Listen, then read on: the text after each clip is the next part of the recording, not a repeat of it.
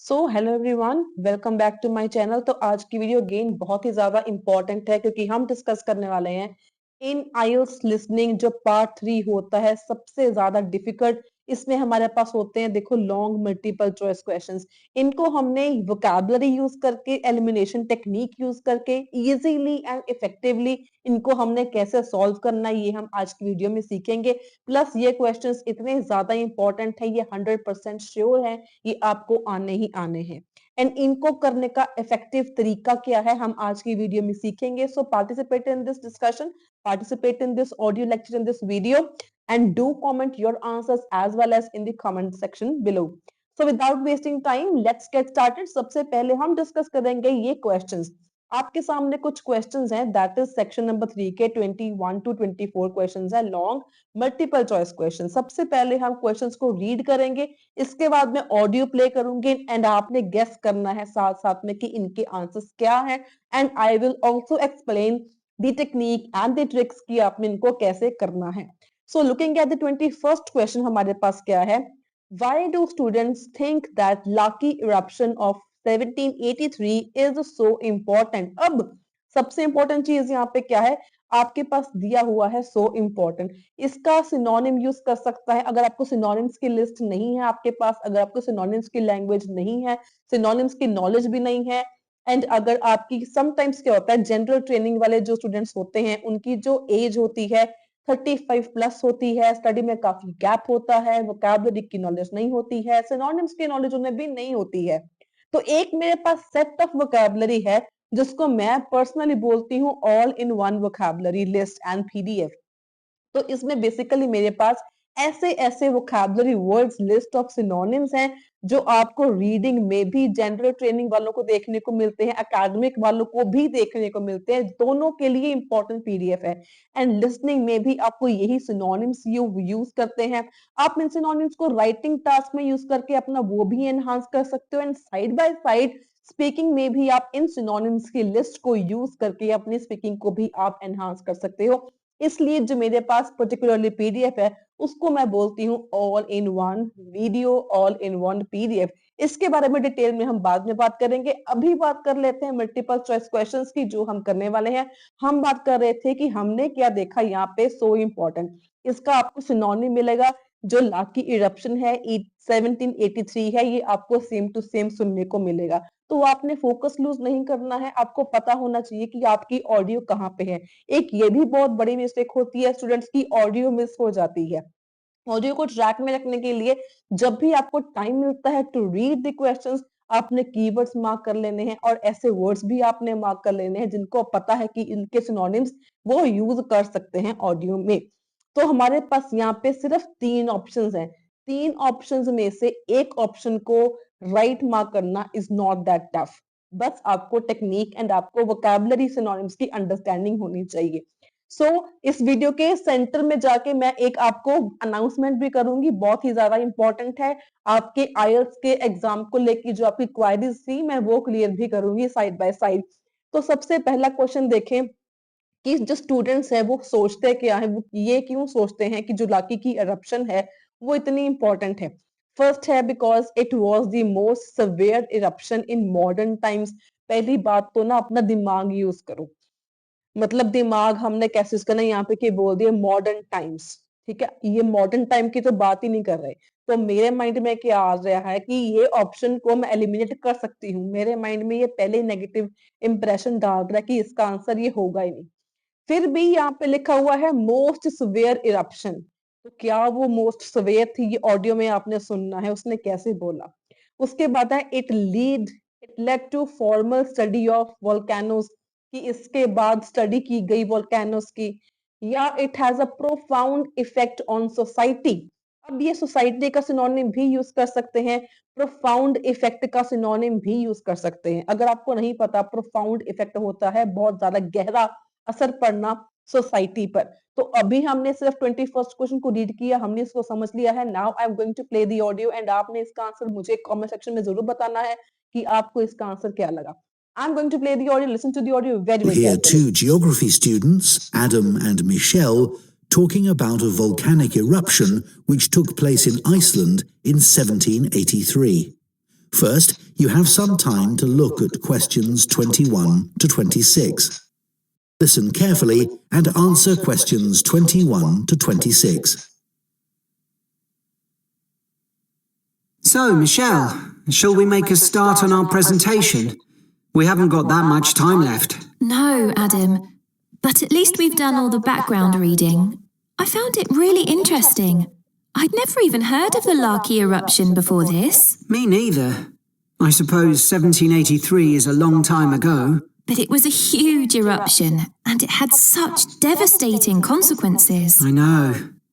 It was great there were so many primary sources to look at. It really gives you a sense of how catastrophic the volcano was. People were really trying to make sense of the science for the first time. That's right. But what I found more significant was how it impacted directly and indirectly on political events, as well as having massive social and economic consequences. अब देखो audio में अगर आपने answer को guess कर लिया जो comment section में जरूर बताना इसका आंसर क्या है। अब हमारे पास जो ऑडियो सुनी इसमें उन्होंने ये बताया था कि I suppose 1783 is a long time ago उसने ऑलरेडी बोल दिया तो ऑब्वियसली ऑप्शन नंबर ए आपका हो गया एलिमिनेट। तो always try to eliminate the options. आपका ऑप्शन नंबर ए क्या हो गया एलिमिनेट। इसके बाद हमारा उन्होंने क्या बोला it was great there so many primary resources to look at it really gives you a sense of how catastrophic the volcanic was. मतलब कैटास्ट्रोफिक यहाँ पे एक वर्ड यूज किया कैटास्ट्रोफिक। इसका मतलब होता है बहुत ही ज्यादा खतरनाक, बहुत ही ज्यादा हार्मफुल। ठीक है जी। तो इसके बाद ये था it has led to formal study of volcanoes. तो इसके बारे में तो कहीं बात ही नहीं हुई थी। अब हमारा मेन था सो फाउंड सो इम्पोर्टेंट। अब इसका मिशेल ने क्या बोला था बेसिकली मिशेल ने बोला दैट्स राइट। ऊपर क्या बोला प्रोफाउंड, ऊपर उसने बोला कैटास्ट्रोफिक था, बहुत ही ज्यादा खतरनाक इफेक्ट पड़ा उसका।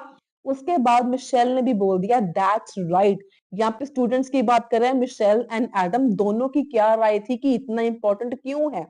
ऊपर बोल दिया एडम ने कि बहुत ही ज्यादा कैटास्ट्रोफिक था। उसके बाद मिशेल ने बोला what I found more significant, so important का सिनोनिम यूज कर दिया what I found more significant। उसे सबसे ज्यादा सिग्निफिकेंट क्या लगा how it impacted directly and indirectly on political events as well as having massive social and economic consequences। तो social and economic consequences, political events सभी का मतलब क्या हो गया सोसाइटी। तो इस तरीके से इन्होंने यहाँ पे सिनोनिम्स को रिलेट किया।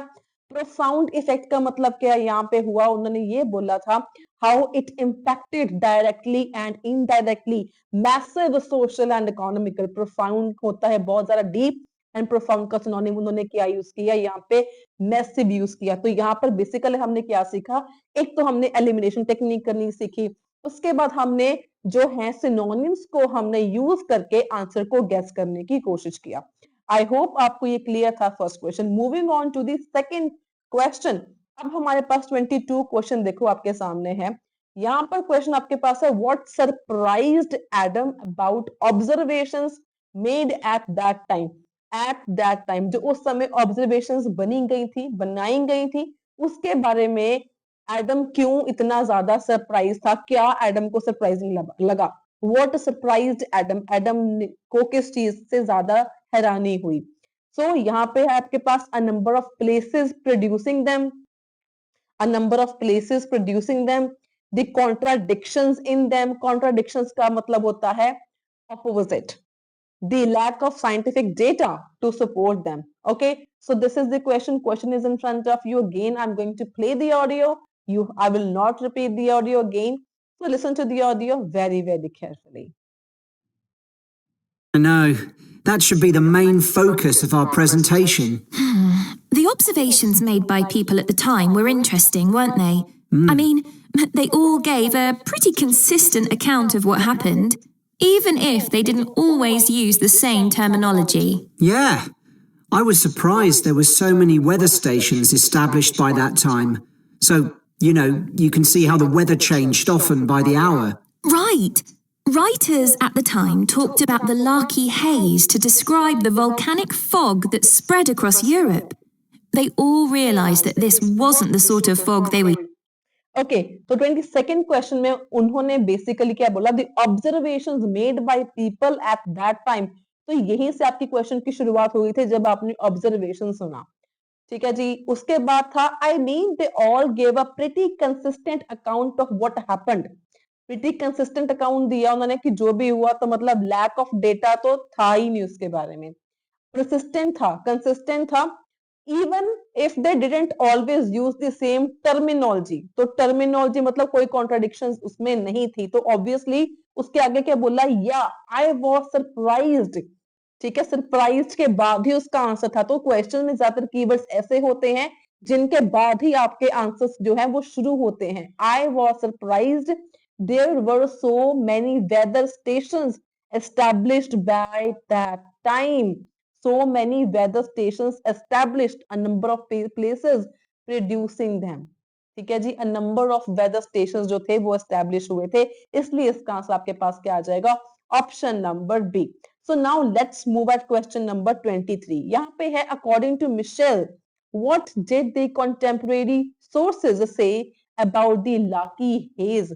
लकी हेज के बारे में जो कंटेम्परेरी सोर्सेज हैं, कंटेम्परेरी क्या होता है, जिसको पता है do comment in the comment section below. अब कंटेम्परेरी वर्ड यहाँ पे बहुत ज्यादा इंपॉर्टेंट है अगर आपको इसका मीनिंग पता है तो। सो फर्स्ट है people thought it was similar to ordinary fog. जो हेज होती है, जो लाकी की बेसिकली हेज थी, वो ऑर्डिनरी फॉग के साथ सिमिलर थी, उसके जैसी ही थी। It was associated with health issues. अब यहाँ पे हेल्थ इश्यूज का मतलब ये नहीं है कि आपको हेल्थ प्रॉब्लम्स बोल देगा, तो ये हेल्थ इश्यूज होते क्या है उनको डेफिनेशन भी दे सकता है। It completely blocked out sun for weeks. इसने जो लाकी हेज है, इसकी वजह से जो सन था वो कंप्लीटली ब्लॉक हो गया था, सन विजिबल ही नहीं था कई हफ्तों के लिए। तो इनमें से क्या उन्होंने ऑप्शन सही बोला, आपने मुझे कमेंट सेक्शन में बताना है। I am going to play the audio, so listen to the audio very very carefully. Right. Writers at the time talked about the Larky Haze to describe the volcanic fog that spread across Europe. They all realized that this wasn't the sort of fog they were used to. And, of course, this was in pre-industrial times, so they hadn't experienced sulfur-smelling fog before. No, that's true. Reports from the period blamed the haze for an increase in headaches, respiratory issues, and asthma attacks.